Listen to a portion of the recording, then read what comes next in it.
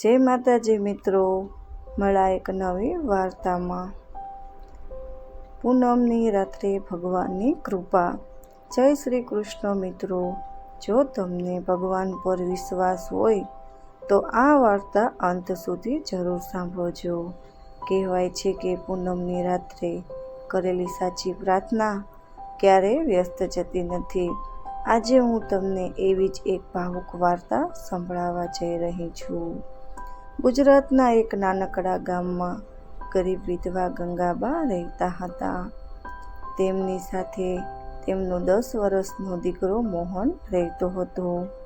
ગરીબી એટલી કે 2 સમયનું ભોજન પણ મુશ્કેલીથી મળતું, છતાં ગંગાબા રોજ ભગવાનની પૂજા કર્યા વગર પાણી પણ પીતા નહોતા। એક દિવસ ગામના મંદિરમાં પંડિતજીએ કહ્યું, આજે ગુરુ પૂનમ છે। જે ભગત સાચા મનથી ભગવાનને યાદ કરશે તેની પ્રાર્થના ભગવાન જરૂર સાંભળશે।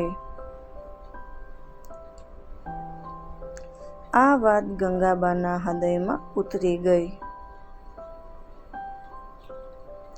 ઘરે આવ્યા તો ઘરમાં માત્ર એક જ મુઠ્ઠી ચોખા હતા। દીકરાએ પૂછ્યું, માં, આજે આપણે શું ખાશું? ગંગાબાએ હસીને કહ્યું, બેટા, પહેલા ભગવાનને ભોગ ધરાવીએ, પછી જે ભગવાનની ઈચ્છા। મોહનને ભૂખ લાગી હતી, છતાં તેણે એક શબ્દ પણ બોલ્યો નહીં। રાત્રે પૂનમનો ચાંદ આકાશમાં ચમકી રહ્યો હતો। ગંગાબાએ નાનો દીવો પ્રગટાવ્યો, ભગવાનને ચોખાનો ભોગ ધરાવ્યો અને આંખોમાં આંસુ લઈને પ્રાર્થના કરી, હે પ્રભુ, મને ધન નથી જોઈએ, માત્ર મારા દીકરાને ભૂખ્યો ન રાખતા। એટલામાં દરવાજા પર ટકોરા પડ્યા। બહાર એક વૃદ્ધ સાધુ ઊભા હતા। તેમણે કહ્યું, માં, 2 દિવસથી ભૂખ્યો છું, કંઈ ખાવાનું મળશે? ગંગાબા ક્ષણભર માટે મૂંઝાયા। ઘરમાં જે હતું તે પણ ભગવાનને અર્પણ કર્યું હતું, પણ તરત જ તેમણે આખો ભોગ સાધુને પીરસી દીધો।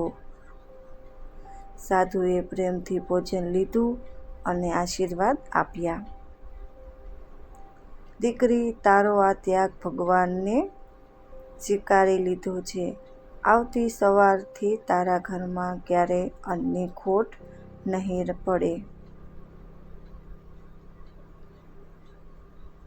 એટલું કહી સાધુ ચાલ્યા ગયા। સવારે ગંગાબા જાગ્યા તો ઘરની બહાર અનાજની ઘણી બોરીઓ પડી હતી। ગામના એક વેપારીએ કહ્યું, મારા પિતાજીએ મૃત્યુ પહેલાં કહ્યું હતું કે આ અનાજ સાચા ગરીબ ભક્તોને આપજો। રાત્રે મને સપનામાં ભગવાને તમારું નામ બતાવ્યું। ગંગાબાની આંખોમાં આનંદના આંસુ આવી ગયા। તેમણે ભગવાનનો આભાર માન્યો। ત્યારથી ગંગાબા દર પૂનમે ગરીબોને ભોજન કરાવતા। થોડા જ વર્ષોમાં તેમનું જીવન બદલાઈ ગયું। ગામના લોકો કહેવા લાગ્યા, ભગવાન ક્યારેય ભગતનો વિશ્વાસ તૂટવા દેતા નથી। મિત્રો, આ વાર્તા ઉપરથી આપણને એટલો સંદેશ મળે છે કે પૂનમનો સાચો અર્થ માત્ર ચાંદ જોવો નથી। પૂનમનો અર્થ છે પોતાના હૃદયને દયા, સેવા, ભક્તિ અને વિશ્વાસને પૂર્ણ બનાવવો। જે માણસ નિસ્વાર્થ ભાવથી ભગવાનને યાદ કરે છે અને જરૂરિયાતમંદની મદદ કરે છે, તેને જીવનમાં યોગ્ય સમયે આશા અને સહારો જરૂર મળે છે। જય શ્રી કૃષ્ણ, રાધે રાધે। તો મિત્રો કોમેન્ટમાં જય શ્રી કૃષ્ણ લખવાનું ભૂલતા નહીં. મળશું એક નવા